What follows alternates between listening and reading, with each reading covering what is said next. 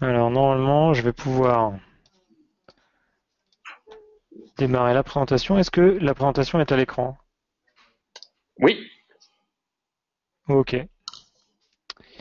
Donc si on est prêt, on va commencer. Donc moi, j'ai répondu à l'invitation de Blackfire chez M6 Web. Donc ça va pas durer très longtemps et je vais vous faire une. J'ai choisi d'axer la présentation sur des retours d'expérience et des cas concrets. Donc vraiment un usage pratique de la solution. Euh, donc j'enchaîne. Donc moi je suis responsable du back-end de Sysplay, il y a à peu près une quinzaine de développeurs, on travaille sur une trentaine de projets. Donc Sysplay, je ne sais pas si tout le monde connaît, mais c'est la solution de Catch-up TV et d'accès au live et à différents services du groupe M6, donc notamment les chaînes M6W9 et Sister. Et donc pour ça, on a beaucoup de systèmes, beaucoup d'API, beaucoup de choses à développer, et on fait ça pour l'immense majorité en PHP et pour une grande partie euh, en Symfony 2. Alors je n'arrive pas à passer au slide suivant.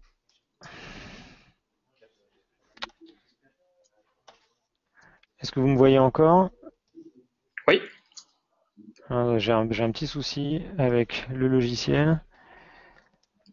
Alors, le premier point, quand on utilise une solution de profiling d'application, c'est que on ne peut améliorer que ce qu'on peut mesurer. Donc chez M6 Web, on a une grande culture de la métrologie. Donc on a vraiment les yeux ouverts sur ce qui se passe sur la production. Et on sait exactement, on sait avec une assez grande précision quelles sont la performance de nos API, de nos routes. Donc nous, on utilise essentiellement Grafana. Je vous ai fait une capture d'écran qui veut rien dire, mais là, qui est complètement hors contexte. Mais vous pouvez utiliser plein d'autres outils, comme je sais pas, New Relic est très connu, etc. Enfin, il y a plein d'autres outils qui existent. Mais avant de commencer à faire du profiling et de l'optimisation de performance, moi, je pense qu'il faut d'abord savoir ce qu'on veut améliorer, parce qu'on ne peut améliorer que ce qu'on peut mesurer.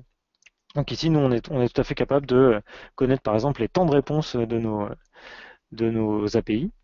Et par exemple, dans le cas de l'utilisation de Blackfire, c'est quelque chose qu'on va être amené à travailler. Je ne sais pas si les participants peuvent poser des questions en même temps, Christophe, Oui, mais tout à fait. Ils peuvent les poser. On aura la possibilité d'y répondre soit au fur et à mesure, soit à la fin du webinaire. d'accord. Ok, donc si je ne suis pas interrompu, je continue. Donc Blackfire, on l'a installé en novembre.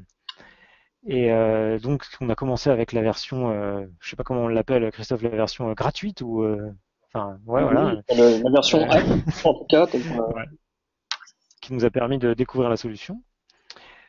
Aujourd'hui, on l'utilise sur nos infrastructures de dev, donc c'est essentiellement les postes des développeurs. On l'utilise sur nos infrastructures de recettes, de pré-production, et ce qui est intéressant, c'est qu'on l'utilise aussi sur notre infrastructure de production. Donc ça c'est plutôt très intéressant parce qu'aujourd'hui, les solutions de profiling en production, soit elles ont un impact fort sur les performances, donc c'est pas évident à utiliser. Par exemple, Xdebug, ça va vraiment écrouler les performances. Ou soit, si on utilise XHProf, qui est une très bonne solution de profiling open source par Facebook, l'ergonomie est un peu compliquée, c'est très difficile de récupérer ces profils quand on les fait en production. L'autre point qui est intéressant, c'est qu'on a fait installer Blackfire en production, pas sur l'ensemble de nos serveurs, on a beaucoup trop de serveurs en production, mais sur un serveur par pool de serveurs. Un- donc, et sur ce serveur-là, nos exploitants n'ont pas constaté d'impact de performance sur la production en usage courant. Donc aujourd'hui, Blackfire est utilisé dans mon équipe par pas tout le monde, mais par environ 10 développeurs, la plus grande partie. Et nous, on l'utilise essentiellement en ligne de commande. Donc là, je vous ai mis une petite capture d'écran de la manière dont on lance nos profilings, et vous pouvez constater qu'on le lance sur un serveur en particulier. Par exemple, en production, ici, on le lance sur sur une IP particulière en simulant un host. Et comme ça, on est sûr de tomber sur le bon serveur où Blackfire est installé. Et puis, on récupère un graphe qu'on affiche tranquillement dans, euh, dans la console Blackfire. Et ça se fait très tranquillement depuis, par exemple, depuis un l'outil de débugage de Chrome, on fait copy as curl, ou alors sur un proxy, si on débug une application iOS ou Android, on récupère l'URL, on fabrique son appel et puis on lance le profiling.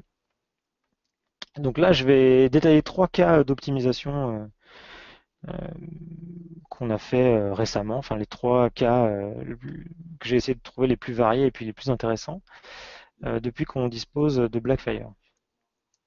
Donc le premier point,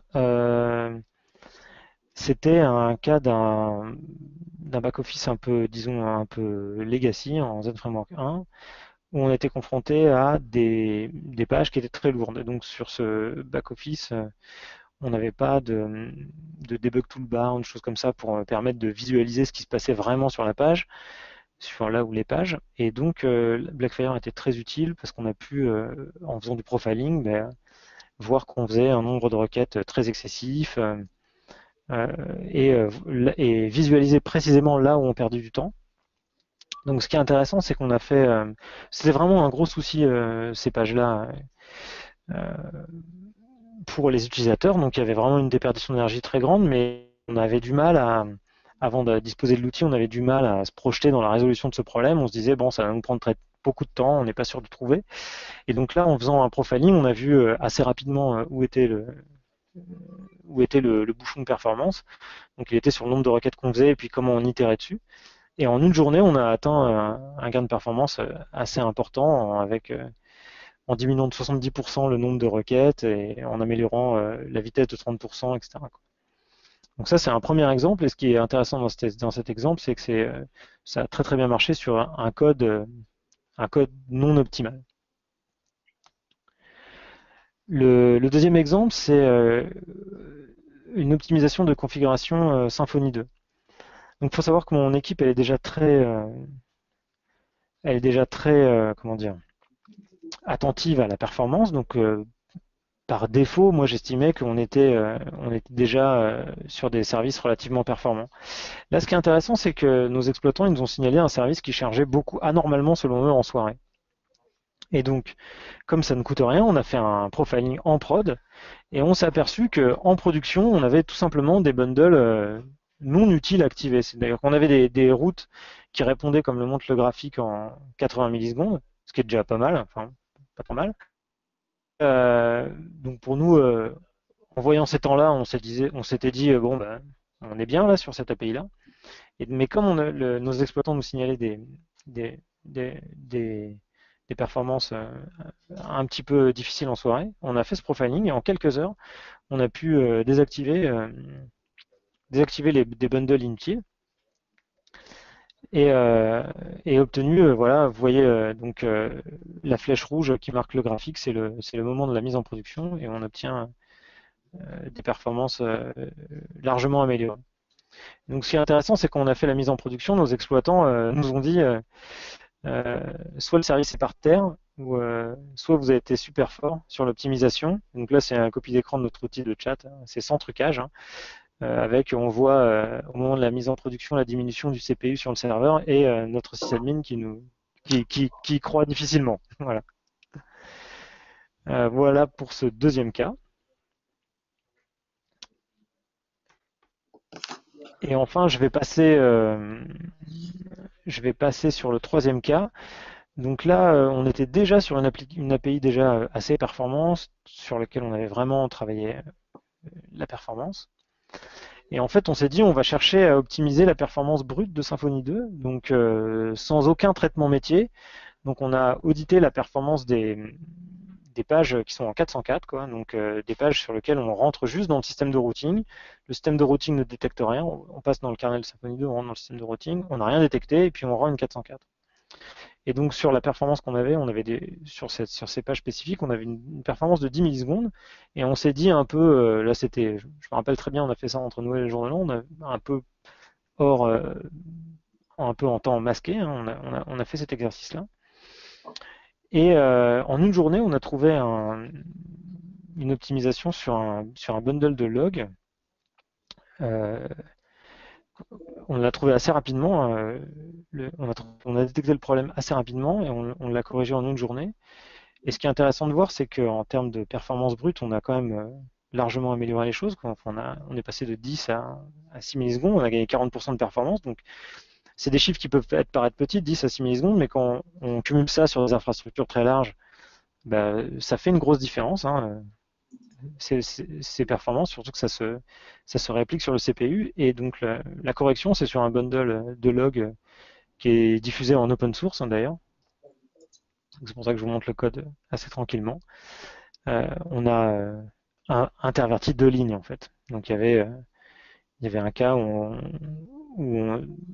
précédemment on générait systématiquement, on parsait systématiquement des fichiers de configuration et dans le cas suivant on utilisait correctement le système de cache. Voilà pour ce troisième cas. Donc je vais conclure rapidement cette petite présentation sur nous l'usage qu'on a de l'outil. Ce qu'on a constaté c'est que l'outil fait la différence sur le temps qu'on met à faire le profiling et puis sa facilité d'accès. Pour nous, la grosse différence, c'est vraiment les cas que je vous ai montrés en cas d'exemple, c'est la capacité d'utiliser le profiling en production, parce qu'il y a des tas de choses qu'on voit que en production. Donc, en tout cas, nous, dans notre cas, hein, ça peut très bien se passer en recette, en pré-production, et puis tous les systèmes étant chargés à un moment donné, on voit des choses apparaître. Et enfin, je trouve que l'usage opportuniste de Blackfire est vraiment très bien, c'est-à-dire que quand on se pose des questions, on fait un profiling et le, le reporting de l'outil étant vraiment très efficace, on peut rapidement se dire si on a loupé un truc ou pas. Voilà. Donc nous, les axes d'amélioration qu'on a, et je pense que Christophe va vous en parler juste après, euh, l'usage de l'outil de manière plus systématisée, quoi, chose qu'on n'a pas encore mis en place. Voilà, j'en ai terminé. Merci Et je peux Olivier. répondre à des questions s'il y en a. Merci. Je crois qu'il n'y a pas de questions pour l'instant. N'hésitez pas donc à utiliser directement l'outil GoToWebinar pour poser vos questions et ça nous permettra d'y répondre au fur et à mesure. Je vais reprendre la main. Oui. Hop, voilà. Très bien. Il y a une question qui est venue d'une autre. Alors attendez, on va passer sur les questions. Donc pourquoi vous ne l'avez pas activé sur toutes les machines de production? Alors moi je peux répondre à cette question. Oui. C'est mais bon, Christophe pourra détailler, c'est que le licencié, déjà, il y avait l'inquiétude de nos exploitants c'est comme une extension PHP, voilà, avec un code un code propriétaire qu'on ne peut pas auditer. Il y avait une inquiétude de nos exploitants sur l'impact sur la performance. Et ensuite, le licencié que nous a proposé Sensiolab, il limite le nombre de sondes, quoi. Donc nous, on a choisi d'utiliser de manière optimale le nombre de sondes qu'on avait à disposition. Alors bon là-dessus, en réalité, il n'y a pas vraiment de limite. Peut-être qu'il faut qu'on regarde ça ensemble. Il y a la notion d'environnement qui pourra rentrer en compte, mais finalement, la sonde, vous avez la possibilité de l'installer sur autant de serveurs. La même sonde, vous pouvez l'installer sur autant de serveurs que vous souhaitez. Donc, mais pour le coup, je peux peut-être voir ça avec vous par la suite si vous avez envie. Ouais, nous, notre principale inquiétude quand même, parce que c'était plutôt du point de vue de nos exploitants qui se disaient, bon, on va pas mettre tout ça de manière globale, parce que imaginons qu'il y ait un petit impact sur la perf. Bon, la bonne surprise, c'est qu'il n'y en a pas eu, hein. Donc, c'est pour ça qu'on ne l'a pas mis sur tous nos serveurs de production dans un premier temps. D'accord, très bien. Alors, ces cas d'utilisation comprennent-ils des API consommées par des SPA appli mobile? Oui, tout à fait. Tout à fait, hein. Bon, les deux derniers cas, c'était enfin, il y a pas fondamentalement de différence entre, euh, entre ces différents types d'applications, mais Sysplay.fr, c'est une single page app, et puis on a des applis natives Android, iOS qui consomment ces API-là, et, euh, et on les traite de la même façon. D'accord, très bien.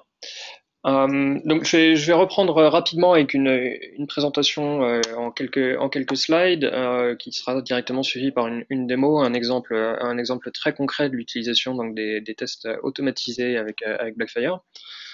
En quelques mots donc, pourquoi est-ce qu'on a créé Blackfire?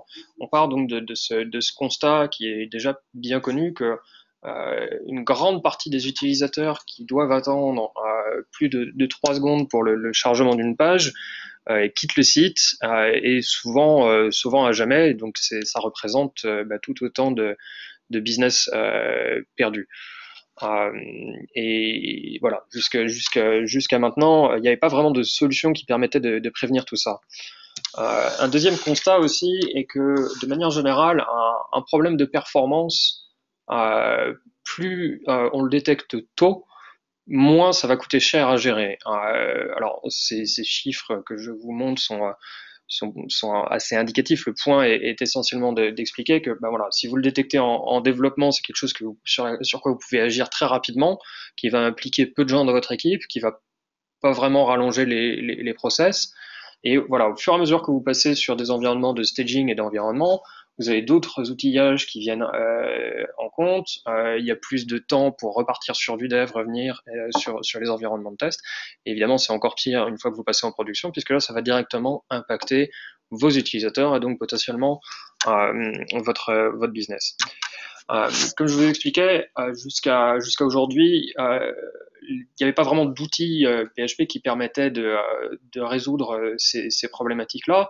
Le marché de la gestion de la performance est déjà ouvert depuis quelques années, mais les outils étaient plus là pour aller comprendre comment se passe le trafic de manière générale en production, sans pour autant permettre de descendre suffisamment dans le détail pour résoudre réellement les problèmes. Donc Blackfire arrive comme une solution de gestion de la performance qui va se concentrer sur le code et qui va permettre donc de prévenir les problèmes. Euh, Ce qui est important, c'est que il y a un an, c'était une technologie qui était donc basée sur du profiling. Donc le profiling consistant en aller chercher vraiment la plus grande quantité possible de métriques sur l'exécution du code et puis la retranscrire dans une visualisation qui permette de comprendre l'exécution. Euh, donc ça c'était vraiment la technologie cœur. On a travaillé sur une deuxième version qui permet d'automatiser le fait d'aller chercher ces informations et de les synthétiser d'une manière qui va permettre de réagir et de mieux comprendre. Donc globalement, c'est là qu'est venue cette idée de test de performance, la capacité d'aller définir des métriques sur lesquelles vous allez pouvoir vérifier que vos attentes, vos objectifs en termes de performance sont conformes ou non, et donc d'intégrer ça vraiment dans la gestion du cycle de vie complet de l'application, donc aussi bien en développement pour faire du debug et de la validation, que en test et en staging, que en production, où là vous aurez toujours la possibilité d'aller regarder à intervalles réguliers comment ça se passe et de comprendre rapidement les différents problèmes qui pourraient éventuellement survenir. Donc, comment se matérialisent ces tests? Finalement, c'est quelque chose de très simple en termes d'implémentation, puisque globalement, il s'agit d'écrire un fichier YAML que vous allez directement mettre dans votre dépôt de code, et donc pile à l'endroit où finalement vous allez rajouter des nouvelles features. Donc, au fur et à mesure que vous rajoutez ou que vous modifiez votre appli, vous allez pouvoir en même temps écrire des nouveaux tests. C'est des tests donc qui s'écrivent de manière très naturelle. On a donc toute une liste de métriques qui d'ailleurs grandit de jour en jour, et la capacité pour vous aussi d'aller définir vos propres métriques. Comment est-ce que ça se manifeste? Voilà, une fois que vous lancez une requête de profiling, dans le résultat, dans la page de résultat, vous allez voir cette section avec les résultats des métriques qui vont vous dire j'ai enfin ça passe ou ça passe pas globalement. Ce qui est important aussi avec ça, c'est qu'on a réalisé bien que le temps est certainement la première chose que vous allez vouloir regarder, puisque c'est ce qui parle le plus. Mais en réalité, une fois que vous voulez rédiger des tests de performance, c'est certainement pas ça qu'il faut regarder. Vous allez vraiment regarder plus en détail, voilà, le nombre de requêtes HTTP, voilà, le nombre d'appels à tel ou tel process. Le point étant que le temps reste quelque chose de variable, c'est quelque chose qui est très influencé par des facteurs extérieurs, alors que finalement un nombre d'appels, ben ça c'est quelque chose de très concret et c'est là que vous allez vraiment pouvoir agir. Ces tests peuvent aussi bien être effectués sur un profil spécifique que sur une comparaison de profils. Donc ça c'est un point sur lequel je vais revenir par la suite. Et ce qui va vous permettre aussi d'aller vérifier l'impact de vos changements au cours du temps. Donc vous allez pouvoir vous rendre compte est-ce que de manière générale je suis sur la bonne ou la mauvaise pente. Faire des tests en conséquence et donc éviter de vous retrouver avec un effet boule de neige sur de la performance qui descend.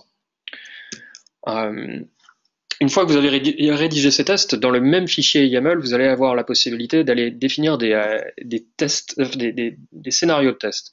Donc globalement, vous allez pouvoir demander à Blackfire d'aller taper sur un ensemble de pages ou de requêtes avec une configuration comme vous pourrez le définir.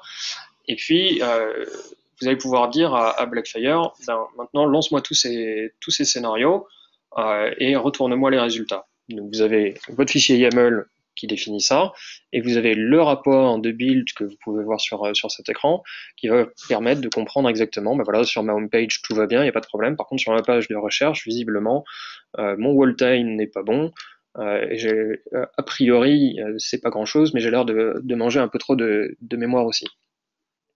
Comment est-ce qu'on lance ces scénarios? Je vais pouvoir vous le montrer dans la démo. On a plusieurs moyens, le plus flexible restant le webhook, que vous allez pouvoir facilement utiliser en fonction des outils que vous avez déjà aujourd'hui. Donc voilà, on fait cet appel et tous les scénarios se lancent. Le résultat arrive sous forme de rapport et vous recevez des notifications aussi par webhook, par email ou par des intégrations natives dans différents outils, ne serait-ce que Slack, HipChat ou autre. Pour descendre un petit peu plus dans le détail, donc pour ceux qui n'auraient pas nécessairement utilisé Blackfire jusqu'à maintenant, une fois que vous avez ce rapport qui vous présente donc les résultats de vos tests, vous avez la possibilité d'aller creuser dans la donnée et de voir ce call graph. Donc le graphe d'appel qui montre la relation entre tous les appels de fonction, donc tel appel a généré tel appel, etc., etc., et qui va vous permettre très rapidement d'identifier quels sont les appels de fonction qui consomment le plus ou quel est le chemin d'exécution qui lui consomme le plus.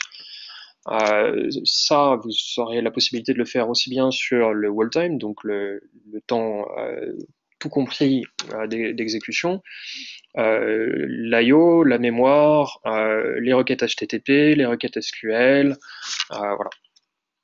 Donc comme je vous l'expliquais, c'est quelque chose c'est un graphe qui va vous permettre très rapidement d'identifier par des codes couleurs où est-ce que vous avez intérêt à porter votre attention.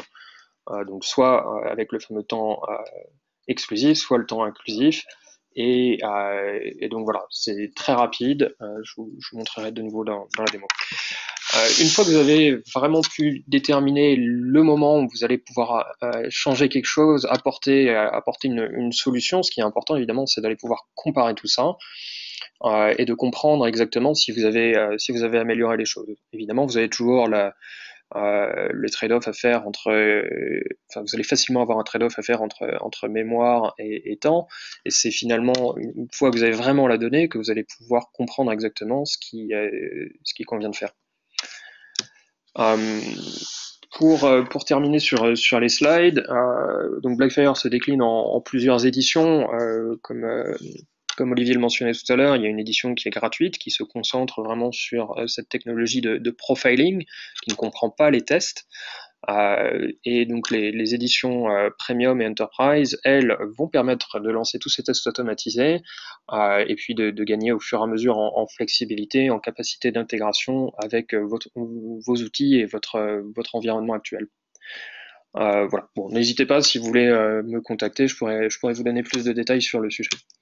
Je vais passer rapidement à une démo. Alors, je voudrais juste faire une petite note sur le fait que pendant la période de Noël, Fabien a rédigé un calendrier de l'Avent de Blackfire. Donc, en 24 jours, il a expliqué tout ce qu'il y a à savoir sur la performance et comment la gérer avec Blackfire.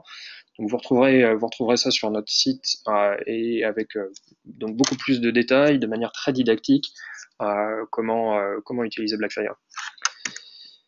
Donc pour passer à la démo rapidement, voilà, on va prendre un exemple, donc de la même manière que vous retrouverez dans ce calendrier de l'Avent.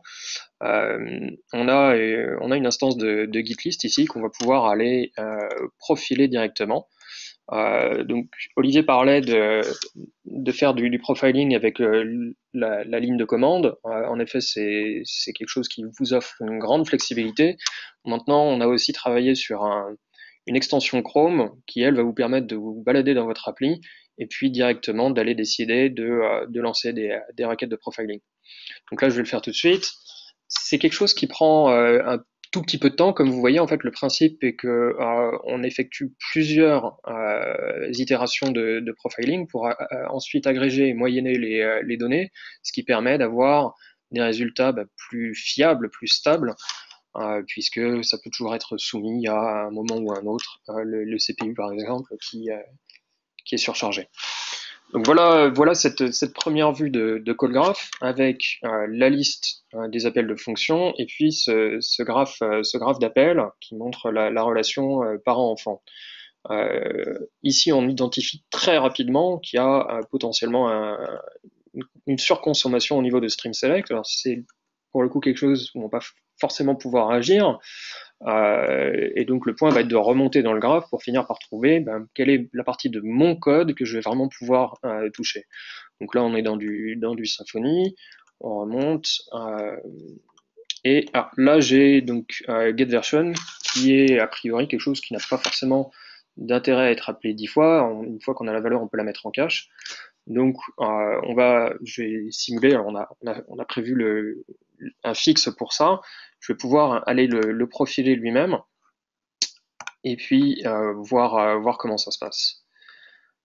Donc je relance la requête, voilà. Et donc ici, on a le graphe d'appel avec le fixe. C'est quelque chose qui n'est pas forcément encore trop facile à interpréter, donc comme je vous le disais, ce qui est important, c'est de pouvoir aller utiliser la notion de comparaison. Donc je vais pouvoir regarder mon précédent profil et le nouveau, et voir que j'ai bien amélioré les perfs, puisque là j'ai une amélioration donc, de 45%, où on voit bien à ce niveau-ci qu'il y a une vraie amélioration. Donc voilà la première partie. Ce qui est important, donc, c'est cette notion de test par la suite. Donc, dans mon premier profil, j'avais déjà pu mettre en place ce fichier YAML où je voyais bien qu'il y avait un certain nombre de problèmes à fixer. Là où ça va devenir vraiment intéressant, ça va être donc de pouvoir aller lancer les fameux scénarios de test sur mon environnement. Donc, je vais utiliser le webhook. Alors voilà, ici, donc bon, c'est assez flexible, il y a pas mal d'options de configuration.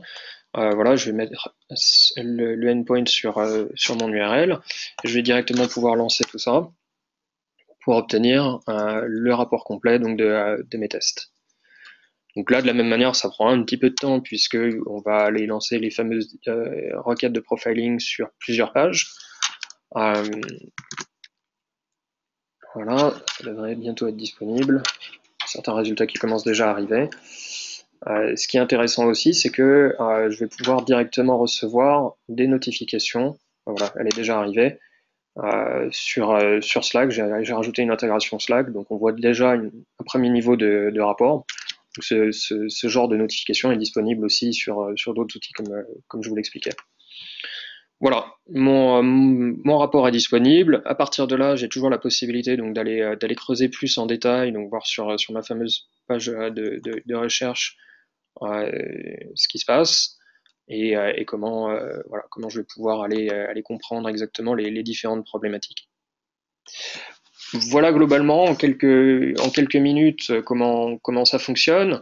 On a une documentation qui est assez détaillée qui devrait vous permettre d'aller écrire vos propres assertions, découvrir un petit peu mieux comment ce fameux fichier YAML fonctionne, et puis donc les fameux 24 jours de Blackfire qui devraient vraiment couvrir l'ensemble du sujet. Voilà, pour terminer cette présentation, avant de passer aux questions, on est vraiment toutes les semaines en train de rajouter des fonctionnalités. On communique beaucoup sur notre blog par rapport à tout ça. Donc n'hésitez pas à venir le voir régulièrement. Vous pouvez aussi nous contacter pour poser toutes les questions que vous avez. En plus de la capacité pour vous d'aller tester pendant 15 jours gratuitement et sans carte de crédit l'édition premium, le code que je vous donne, que je vous montre sur l'écran aujourd'hui, peut vous donner un mois supplémentaire sur l'édition premium. Voilà, n'hésitez pas à l'utiliser. Et puis je vous remercie. Si vous avez des questions, alors j'en ai une première. Comment est-ce qu'on gère la sécurité? J'entends des profiling derrière un système OAuth 2. On peut profiler avec Blackfire n'importe quelle requête HTTP, qu'elle ait un système OAuth 2 ou pas, à partir du moment où on est capable de générer le token qui va bien et donc de créer une requête HTTP avec tous les headers qui vont bien, on va être capable de l'instrumenter via Blackfire. L'instrumentation Blackfire, elle peut se faire soit via Google Chrome avec l'extension, mais dans ce cas précis, il faut plutôt passer par une instrumentation directement en PHP ou éventuellement via la ligne de commande Blackfire, auquel cas il suffit de pouvoir simuler les headers HTTP qui vont bien. La question suivante, quid de l'extension Firefox? En effet, donc pour l'instant, on a essentiellement une extension Chrome. On a beaucoup de choses encore qu'on souhaiterait stabiliser et faire évoluer d'un point de vue fonctionnel. Et donc pour l'instant, on se concentre encore sur Chrome avant de réattaquer Firefox. Est-ce que vous avez d'autres questions peut-être?